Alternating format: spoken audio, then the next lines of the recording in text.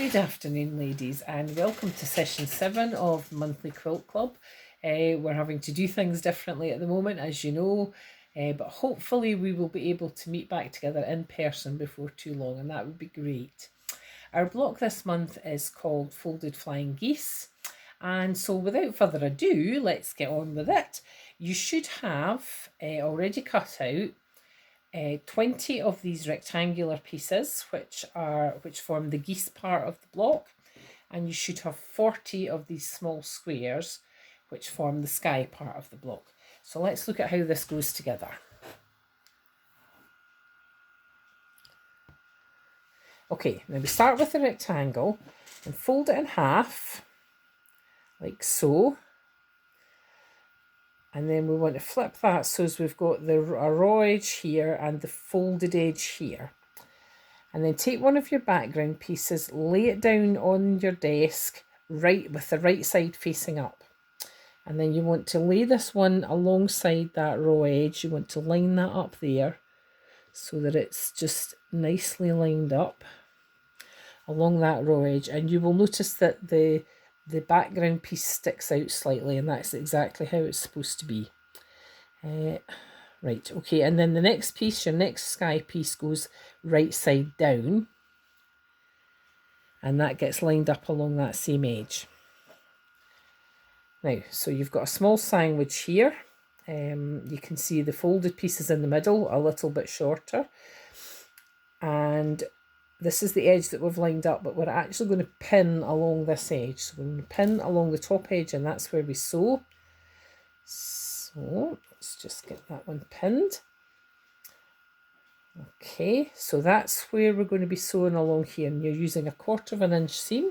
So let's take that over to the machine and see if we can let you see what's happening there. So we have this piece here. I'm just going to pop that into the machine. I'm using a 1/4 inch foot. You always use a 1/4 inch seam in quilting unless it says otherwise. And I'm also just going to go over chain piecing with you. I don't know if I've shown you that before, but this is just a way to make things a little bit quicker. So you could prepare all these components like this, like I've got here. You've got all the little blocks all pinned together and all ready to go.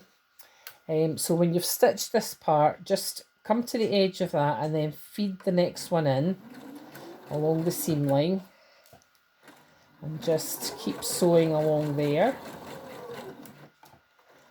And what this does, it just saves a little bit of thread, it saves a little bit of time because you're not pulling stuff in and out the machine all the time. And if you could do the whole lot, the whole 20 components like this and get through them pretty quickly, it does save a fair wee bit of time. And as I say, it also saves a bit of thread because, as you see, once you get to the end of your sewing, you pull out a big chunk of thread and you're left with this great big long bit, which just needs to be snipped off.